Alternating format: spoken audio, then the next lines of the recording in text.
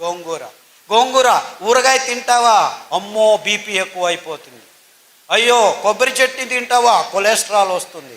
అయ్యో నువ్వులు తింటావా, నల్లగా అయిపోతావు అని డాక్టర్లు ఈ తజ్ఞులు చెప్పడం మొదలుపెట్టారు. మనం ఊరగాయలు తినేది ఆపు చేశాము, కొబ్బరి చట్నీలు తినడం ఆపు చేశాము, కోడిగుడ్లు తినడం మొదలుపెట్టాము. హార్ట్ బ్లాక్లు మొదలయ్యాయిరా బాబు.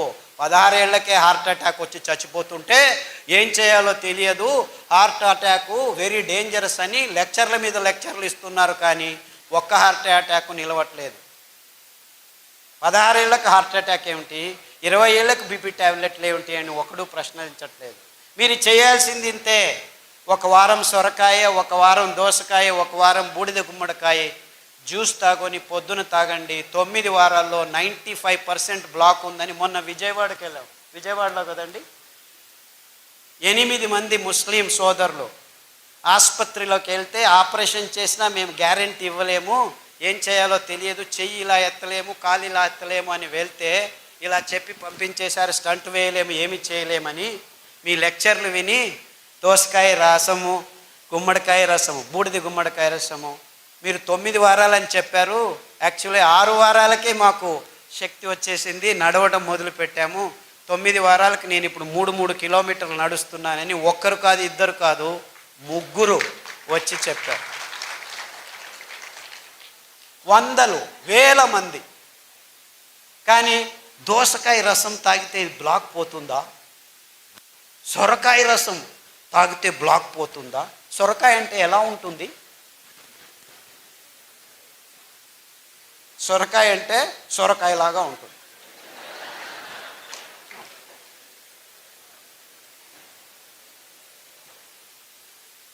అంటే మన అద్భుతమైన పదార్థాలని మనం గుర్తించలేని నీచ స్థితికి దిగజారిపోయాం మనం. ఎంత వైవిధ్యమైన ప్రదేశం మనది. అది ఎన్ని కూరగాయలో, ఎన్ని ఆకుకూరలో, ఎన్ని ఫలాలో, ఎంత అమృత ఫలం.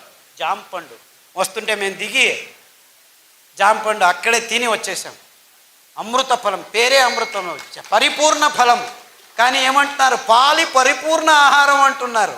పాలు మీకు పరిపూర్ణ విషం. ఇంత అద్భుతమైన పండును పెట్టుకొని కివీ ఫ్రూట్ తినండి, స్ట్రాబెర్రీ తినండి. అది స్ట్రాబెర్రీ ఎక్కడ పెరుగుతుందో తెలియదు. లేదు మేము పెద్దగా వేసి స్ట్రాబెర్రీని పెంచిస్తున్నాము, ఇజ్రాయేల్ నుంచి టెక్నాలజీ తెస్తున్నాము, ఆక్వాకల్చర్ చేస్తాము, ఇది చేస్తాము, అది చేస్తాము. అలా పెంచాల్సిన కర్మ మనకేమిట్రా? ఆ సీతాఫల పండు ఊరికి అదంతకదే పెరుగుతుంది, రాళ్ళ సందుల్లో పెరుగుతుంది. ఆ సీతాఫలం తింటే మీ వైట్ డిశ్చార్జు, గర్భకోశ సంచుల్లో ఉరిమూత్రం అంటే మంటమూత్రం, ఇవన్నీ ప్రాబ్లమ్స్ 6 రోజుల్లో మాయమైపోతుంది. ఆ కాల్షియం అని తలగొట్టుకుంటున్నారు కదా, 2 సీతాఫల పండు తినండి, మీకు ఎంత కాల్షియం కావాలి 2 నెలలకు అంతా దొరికిపోతుంది. ఏ డాక్టర్ అయినా సీతాఫల పండు తిను అని చెప్తున్నాడా? నువ్వులు తినండి, 1 లడ్డు, 100 గ్రాముల లడ్డు 1 లీటర్ పాలల్లో ఉన్న కాల్షియం మీకు దొరికి టేస్ట్ చేస్తుంది. 1 లీటర్ పాలు తాగితే మీకు దొరికేది 180 మిల్లీగ్రాముల కాల్షియమే. ఉండేది 1 గ్రాము, అయితే దొరికేది అంతే. కానీ ఈ మాట ఎవరు చెప్పలేదు. ఎందుకంటే పాల ఇండస్ట్రీ పెరగాలి, ఆ కంపెనీలకు దుడ్డు కావాలి, స్టెరాయిడ్స్ కంపెనీలు బాగుపడాలి. మీరందరూ పాలు తాగి రోగాలు తెచ్చుకుంటుంటే మేము డబ్బులు చేసుకుంటుంటాము. ఎందుకు మన మీద రుద్దుతున్నారు? ఈ పెద్ద పెద్ద కంపెనీలు సూట్ కేసులు ఇస్తే రాజకీయ నాయకులు పాలసీలు చేసి పాలు తాగండి, గుడ్లు తినండి, ఇది చేయండి, అది చేయండి అని ఈ స్కీములు, స్కాములు. మనకు అవసరం లేనివన్నీ అవసరం ఉందని ఈ విజ్ఞానులు చెప్తున్నారు. మనం బసవన్నలాగా తలలు ఊచుకుంటూ వాళ్ళు చెప్పింది పెద్ద పెద్ద పొట్టలు, బ్లాకులు, ఇది అది దిక్కుతోచట్లేదు, అయోమయ స్థితి అంటున్నాం. మనం చేయాల్సింది ఇంతే. మన పూర్వీకులు తింటున్న పదార్థాలని మళ్ళా స్వచ్ఛంగా, ఏ రసాయనిక పదార్థాల గోజు లేకుండా మనం పెంచుకోవచ్చు.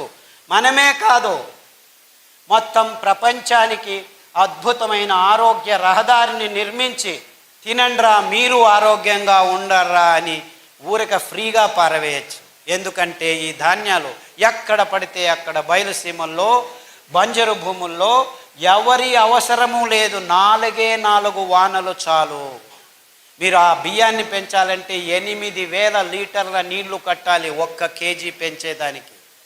అందరూ ఈ కొర్రలు చాలా ఎక్కువ అని అంటున్నారు, కానీ ఆవిడ చెప్పినట్లు రైతులకు దొరికేది 10 రూపాయలే, ఈ మిడిల్ ఫీలర్స్ తీసుకుంటున్నది 100 రూపాయలు. సో ధర ఎక్కువ ఉండేది రైతు వల్ల కాదు, ఈ మిడిల్ మ్యాన్ వాణిజ్యీకరణం వల్ల. అందుకే వాళ్ళకి చిన్న చిన్న మిషన్లు, మిక్సీల్ని మేము ట్వీక్ చేసి, నేను ఇంట్లో యాక్చువల్లీ మా అక్కయ్య గారు బుచ్చి అని ఉంది, ఆవిడ నేను కలిసి ఆ పద్ధతిని కనిపెట్టాను. అందుకే దానికి బుచ్చి మెథడ్ అని పేరు పెట్టాను. ఇన్ఫ్యాక్ట్ ఆవిడ మనవరాలు అనంతపూర్లోనే చదువుతుంది, మాలా అని, ఇక్కడ వచ్చి ఉండాలి, వీళ్ళ కాలేజీలోనే చదువుతాం. ఆ మెథడ్ని పల్లెలకు అందచేస్తున్నాము. యాక్చువల్లీ ఇంకా ముందుకు ఏం ఆలోచిస్తున్నామంటే, ఆ మిక్సీకి ఇంకా కొన్ని రోజులు పోతే ఎలక్ట్రిసిటీ ఉండదు. Don't think you will have all these lights. ఇంకొక 4 సంవత్సరాలు మొత్తం అన్ని కంపెనీలు మూసుకొని పోతాయి, కోల్ లేదు, ఇంధనం అయిపోతుంది. సో నిజంగా అప్పుడు మీరు భోంచేయాలంటే భానుజా గారి దగ్గర రావాలి, ఎందుకంటే వాళ్ళు మాత్రమే మీకు బియ్యం ఇవ్వగలరు. అర్థమవుతుందా? ఆ మిక్సీని పనిచేసేదానికి we have designed a small solar plate. ఒక మిక్సీకి ఒక సోలార్ ప్లేటు.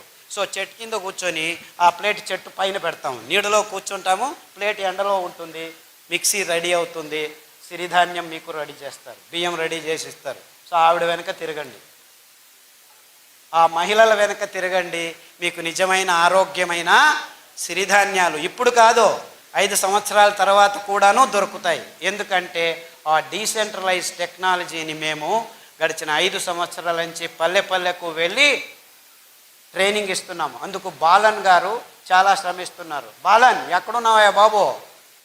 ఆయన ముందుకు రాడు, వెనకలు ఉంటాడు మహానుభావుడు. బాలన్ అని ఆయన ప్రతి పల్లెకు వెళ్ళి ట్రైనింగ్ ఇస్తున్నాడు.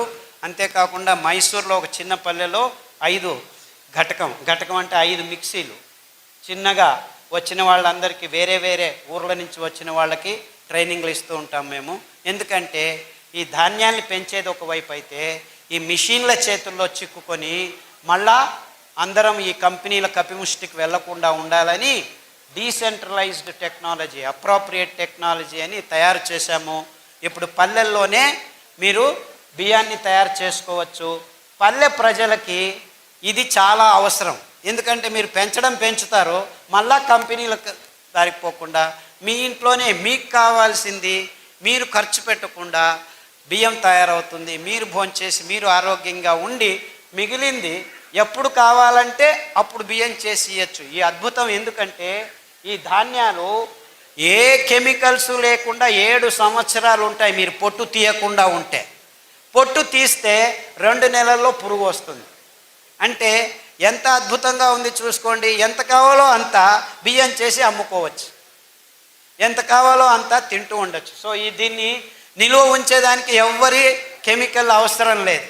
ఎంత అద్భుతం చూసుకోండి. ఇది కొర్రలే కావచ్చు, రాగులు కావచ్చు, అండు కొర్రలు కావచ్చు, ఇవన్నిటికీ అద్భుతమైన గుణాన్ని దేవుడు ఇచ్చాడు.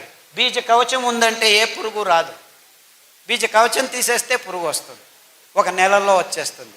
సో స్వచ్ఛందంగా మీరు అప్పటికప్పుడు ధాన్యాన్ని నిలువ ఉంచవచ్చు, బియ్యాన్ని నిలువ ఉంచేదానికి లేదు. అది ఫ్రెష్గా తయారు చేసుకొని ఈ చిన్న మిక్సీలో ఎప్పటికప్పుడు తయారు చేసుకొని అందరికీ సరఫరా చేయొచ్చు. సో ఈ మిడిల్ మ్యాన్కి దక్కాల్సిన ఆ లాభం రైతులకే నేరుగా వచ్చేందుకు మేము ఈ పద్ధతిని కనిపెట్టుకున్నాం. అంటే మనం ఏం చేసినా మన రైతులు, మన పల్లెలకు ఆర్థికంగా సహాయం కావాలి, కానీ మిడిల్ మ్యాన్ ఎక్కడో ఒక చోట డబ్బులు చేసుకుంటూనే ఉంటాడు. సో ఈ అద్భుతమైన పద్ధతిని కనిపెట్టినందుకు, పని చేస్తున్నందుకు బాలన్ గారికి, మా అక్క బుచ్చెక్కకు నా నమస్కారాలు. ఆ మిషన్ని ట్వీక్ చేసాం మేము. దాంట్లో పల్స్ అని ఉంటుంది, 1, 2, 3 స్టెప్పులు ఉండవు, ఊరికి అలా పట్టి వస్తే టక్కన వచ్చేస్తుంది. ఇదంతా చేశాము. అన్ని విషయాల్ని క్లుప్తంగా కాకుండా వివరంగా అందరి ముందు ముక్తంగా పంచుకోవాలి. బుద్ధితనాన్ని అమ్ముకునే బుద్ధిమాంద్యం మనకొద్దు. ఈ పాశ్చాత్యుల్ని మనం గమనించి మన బుద్ధితనాన్ని అమ్ముకుంటున్నాం, అది బుద్ధిమాంద్యం అని చెబుతూ ఇంతవరకు నా మాటల్ని శ్రద్ధగా వింటున్నారో విన్నారు. రేపటి నుంచి మళ్ళీ ఇది దాటిన తర్వాత కాఫీ తాగేది, టీ తాగేది, సిగరెట్ తాగేది తాగుతారని తెలుసు నాకు. నేనేం కలలు కనట్లేదు రేపే మారిపోతారని. It takes time, no problem. కానీ ఆ శపథం తీసుకోండి. మీరు ఆరోగ్యంగా బతికేదానికి ఇప్పుడు దారి ఉంది, ముందు దారి లేకుండా ఉన్నింది. ముందు కాలంలో తింటుండే వాళ్ళం కానీ తెలియదు.